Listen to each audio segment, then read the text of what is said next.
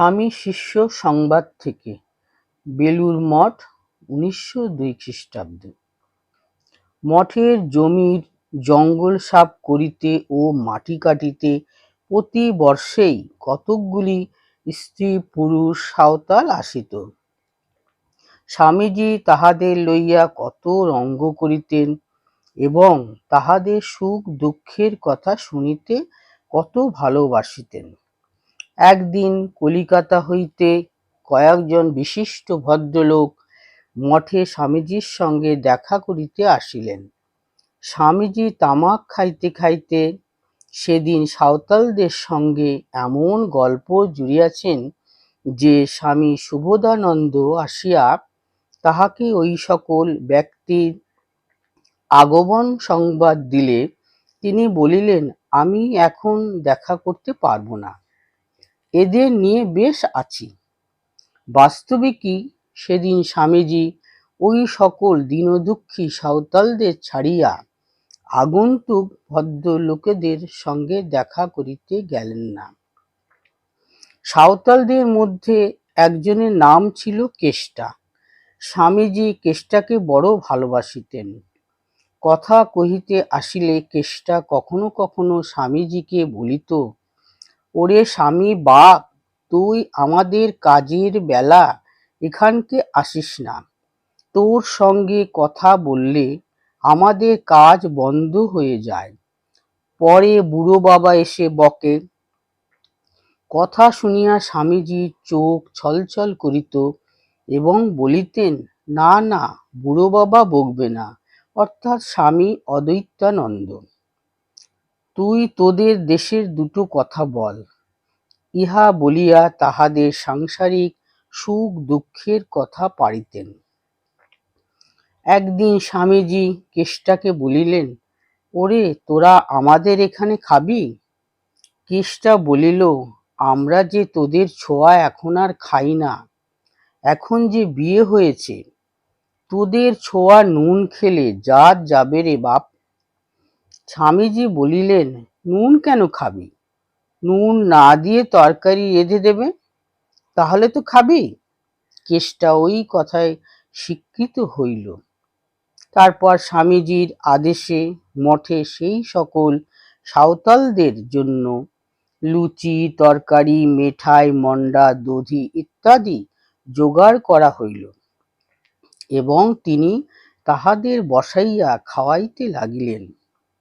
খাইতে খাইতে কেষ্টা বলিল, হারে স্বামী বাপ, তোরা এমন জিনিসটা কোথায় পেলি? আমরা এমনটা কখনো খাইনি। স্বামীজি তাহাদের পরিতোষ করিয়া খাওয়াইয়া বলিলেন, তোরা যে নারায়ণ, আজ আমার নারায়ণের ভোগ দেওয়া হলো।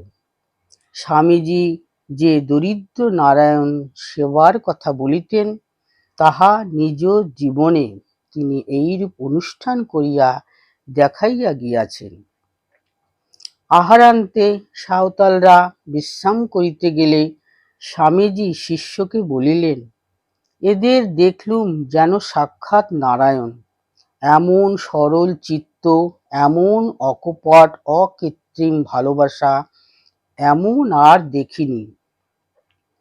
এরপর মঠের সন্ন্যাসী বর্গকে লক্ষ্য করিয়া বলিতে লাগিলেন, দেখ এরা কেমন সরল, এদের কিছু দুঃখ দূর করতে পারবি? নতুবা গেরুয়া পরে আর কি হলো?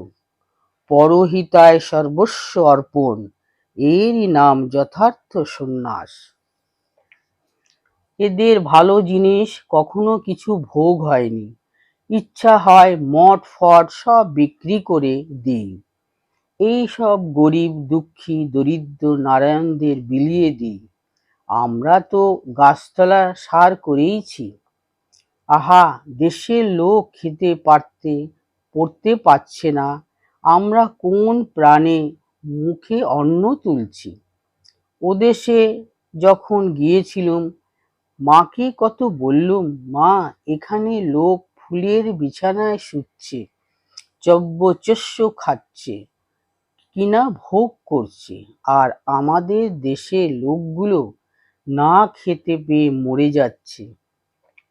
মা, তাদের কোনো উপায় হবে না? ওদেশে ধর্মপ্রচার করতে যাওয়ার আমার এই আর একটা উদ্দেশ্য ছিল যে এদেশে লোকের জন্য যদি অন্নসংস্থান করতে পারি। দেশের লোকে দুবেলা দুমুঠো খেতে পায় না দেখে এক এক সময় মনে হয় ফেলে দিই তোর শাঁখ বাজানো, ঘণ্টা নাড়া, ফেলে দিই তোর লেখাপড়া ও নিজে মুক্ত হবার চেষ্টা। সকলে মিলে গায়ে গায়ে ঘুরে চরিত্র ও সাধন বলে বড়লোকদের বুঝিয়ে কড়ি পাতি জোগাড় করে নিয়ে আসি ও দরিদ্র নারায়ণদের সেবা করে জীবনটা কাটিয়ে দিই। আহা, দেশের গরিব দুঃখীর জন্য কেউ ভাবে না রে। যারা জাতির মেরুদণ্ড, যাদের পরিশ্রমে অন্ন জন্মাচ্ছে, যে মেথর মুদ্রাফরাশ একদিন কাজ বন্ধ করলে শহরে হাহাকার রব উঠে, হায় তাদের সহানুভূতি করে, তাদের সুখে দুঃখে সান্ত্বনা দেয়, দেশে এমন কেউ নাই রে। এই দেখ না, হিন্দুদের সহানুভূতি না পেয়ে মাদ্রাজ অঞ্চলে হাজার হাজার পেরিয়া খ্রিস্টান হয়ে যাচ্ছে। মনে করিসনি কেবল পেটের দায়ে খ্রিস্টান হয়। আমাদের সহানুভূতি পায় না বলে আমরা দিনরাত কেবল তাদের বলছি ছুসনে। দেশে কি আর দয়া ধর্ম আছে রে বাপ?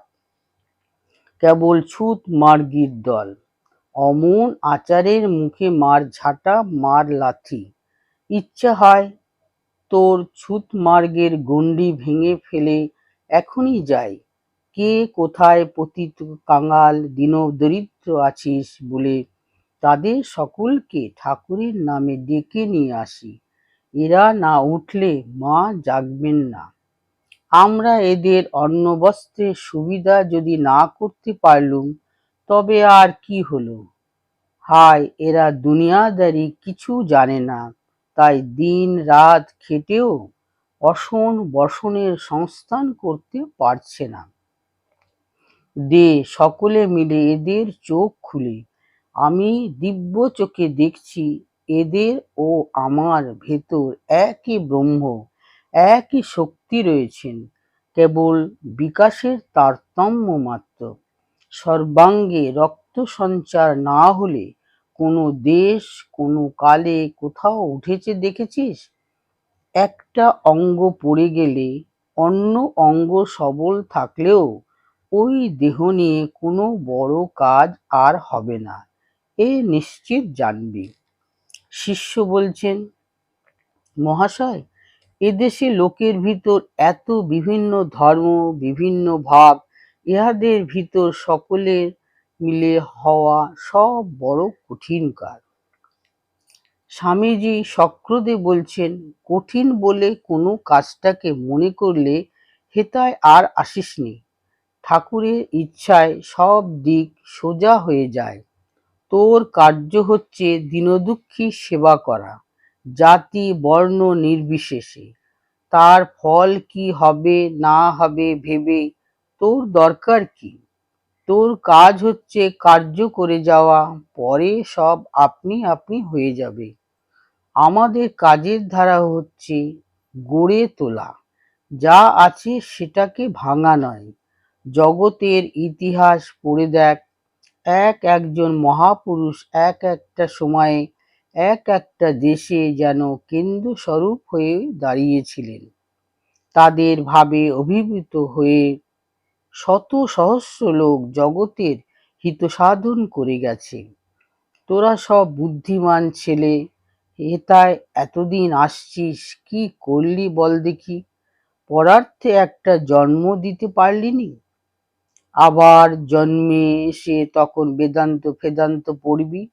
এবার পরসেবায় দেহটা দিয়ে যা, তবে জানবো আমার কাছে আসা সার্থক হয়েছে। কথাগুলি বলিয়া স্বামীজি এলোথেলো ভাবে বসিয়া তামাক খাইতে খাইতে গভীর চিন্তায় মগ্ন থাকিলেন। কিছুক্ষণ বাদে বলিলেন, আমি এত তপস্যা করে এই সার বুঝেছি যে জীবে জীবে তিনি অধিষ্ঠান হয়ে আছেন। তাছাড়া ঈশ্বর ফিশ্বর কিছুই আর নেই। জীবে প্রেম করে যেই জন সেই জন সেবিছে ঈশ্বর। বেলা প্রায় শেষ হইয়া আসিল। স্বামীজি দোতলায় উঠিলেন এবং বিছানায় শুইয়া শিষ্যকে বলিলেন, পা দুটো একটু টিপে দে। শিষ্য অদ্যকার কথাবার্তায় ভীত ও স্তম্ভিত হইয়া স্বয়ং অগ্রসর হইতে পারিতেছিল না। এখন সাহস পাইয়া প্রফুল্ল মনে স্বামীজির পদসেবা করিতে বসিল। কিছুক্ষণ পরে স্বামীজি তাহাকে সম্বোধন করিয়া বলিলেন, আজ যা বলেছি সেসব কথা মনে গেঁথে রাখবি, ভুলিসনি যেন।